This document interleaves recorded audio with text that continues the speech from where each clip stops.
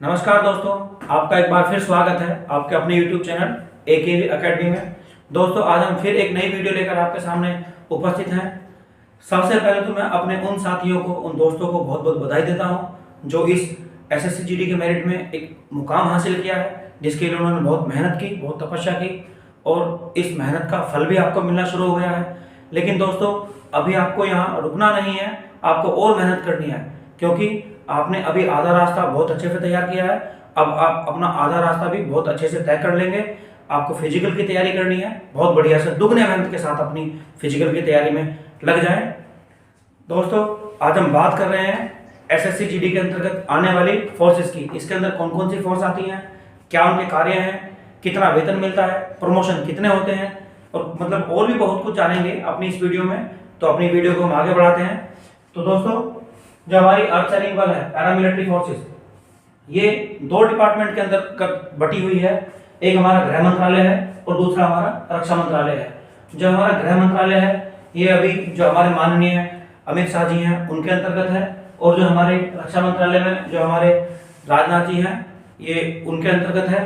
तो जो हमारी गृह मंत्रालय के जो फोर्सेस हैं, ये हमारी 5 फोर्सेस हैं।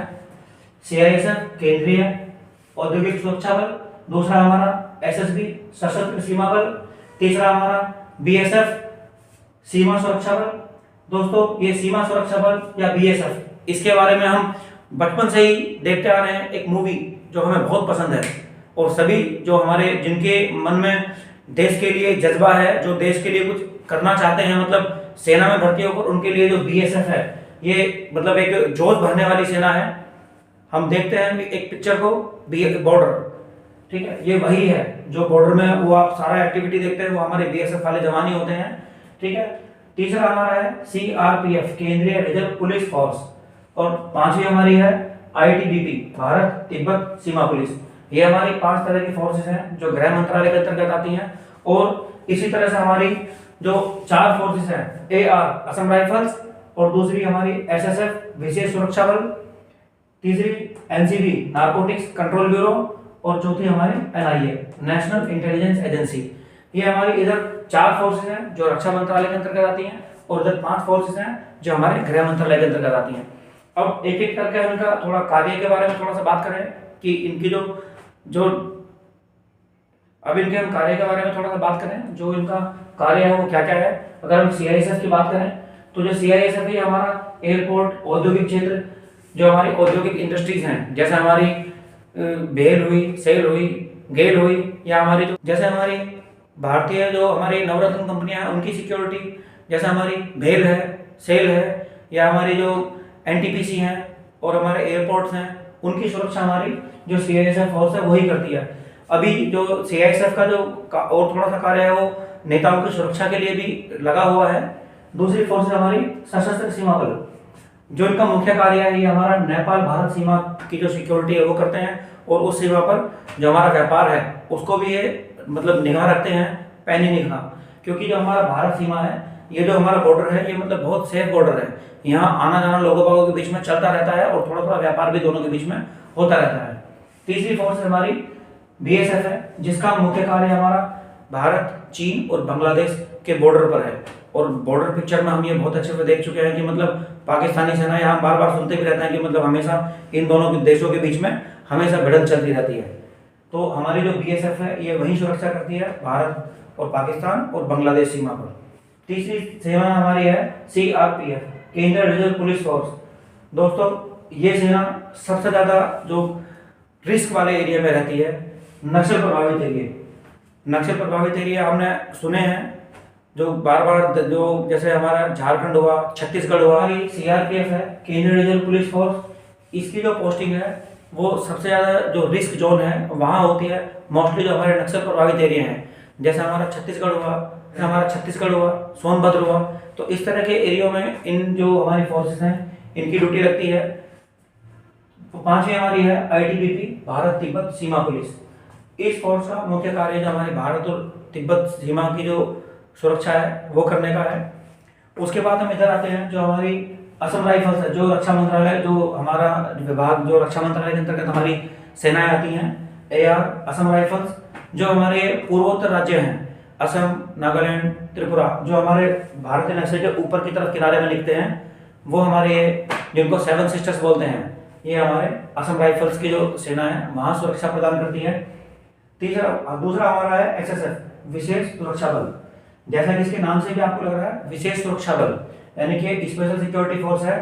इनका भी कार्य है ज़्यादातर जो हमारा CISF वाला जो कार्य है लगभग वही कार्य है, लेकिन इनकी जो सुरक्षा है ये कोई प्राइवेट संस्था भी इनकी सुरक्षा ले सकती है, लेकिन उसके लिए जो हमारे पुलिस महानिदेशक हैं उससे परमिशन लेनी पड़ती है उन संस्था को, और एक रकम भी अदा करनी पड़ती है हमारी गवर्नमेंट को।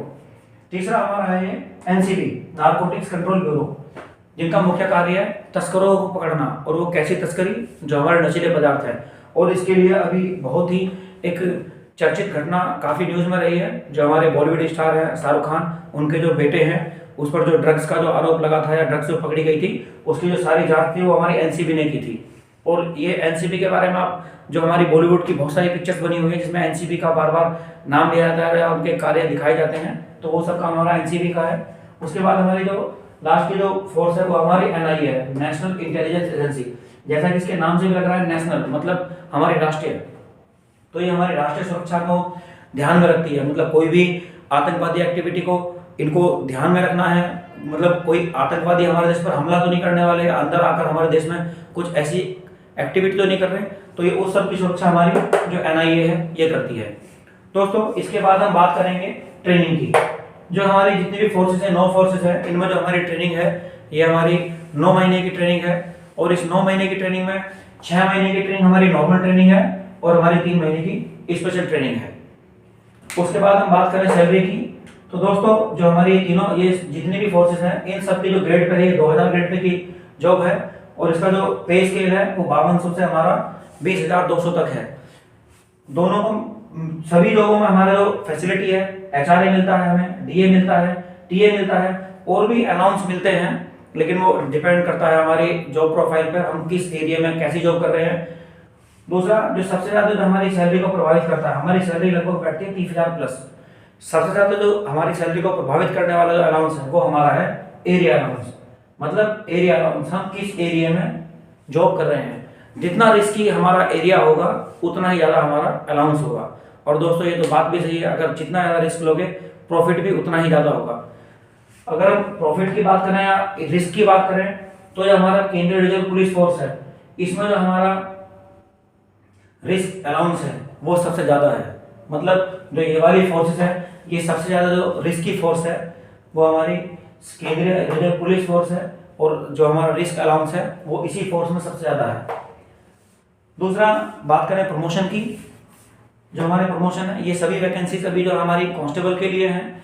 हम अगर अपनी जॉब को मतलब ईमानदारी के साथ और पूरी निष्ठा के साथ आगे करते रहेंगे, कंटिन्यू चलेगी हमारी जॉब, तो आप हेड कांस्टेबल के लिए भर्ती हुए हैं, अभी कांस्टेबल के लिए आप भर्ती हुए हैं, और आप प्रमोशन होकर हेड कांस्टेबल बनेंगे। हेड कांस्टेबल से आप ASI बन जाएंगे, ASI से आप SI बनेंगे, और SI के बाद आप इंस्पेक्टर तक पहुंच जाएंगे। लगभग 60 साल की हमारी जॉब है, और इस तरह से हमारी जो पूरी जॉब प्रोफाइल है वो चलती रहेगी। इसके साथ और भी फैसिलिटी जैसे हमारी मेडिकल फैसिलिटी है, और जो रहने की फैसिलिटी है, खाने की फैसिलिटी है, वो हमें मिलती रहेगी इन सभी फोर्सेस में। और कुछ फोर्सेस में कुछ अलग से अलाउंस मिलते हैं, वो हमारे अलग अलग फोर्स पे डिपेंड करता है। जो हमारी केंद्रीय सुरक्षा फोर्स है यहाँ हमारी 13 महीने की सैलरी हमें मिलती है। जो हमारी CISF है यहाँ हमें 13 मंथ की सैलरी मिलती है, और इन सभी में हमें 12 मंथ की सैलरी मिलती है। जो हमारी छुट्टियां हैं, छुट्टी के लिए लगभग सभी का वो ये 14 CL है, हमारी 2 महीने की EL है, और उसके बाद फिर हमारे ML है मतलब मेडिकल लीव। तो लगभग सभी फोर्सेस का लगभग कॉमन सा ही है। और जो हमारे हमने इनके कार्य क्षेत्र देखे हैं, ये कार्य क्षेत्र थोड़ा बहुत इनमें अप डाउन चलता रहता है, डिपेंड करता है हमारी जो ये जो मंत्रालय हैं, गृह मंत्रालय और हमारे रक्षा मंत्रालय, जैसे जैसे ये मतलब अपनी फोर्सेस को कमांड देते हैं उसी तरह से इनके कार्य क्षेत्र थोड़े थोड़े प्रभावित हो जाते हैं। तो दोस्तों उम्मीद करता हूँ आपको जो हमारी जो ये SSC GD के जो नई पोस्टेज हैं तो दोस्तों उम्मीद करता हूँ जो हमारी SSC GD की जो ये पोस्ट हैं इन सभी के लिए जो जो कार्य हैं, सैलरी और जो भी हमने बताया वो सब आपको पसंद आया होगा और समझ आया होगा।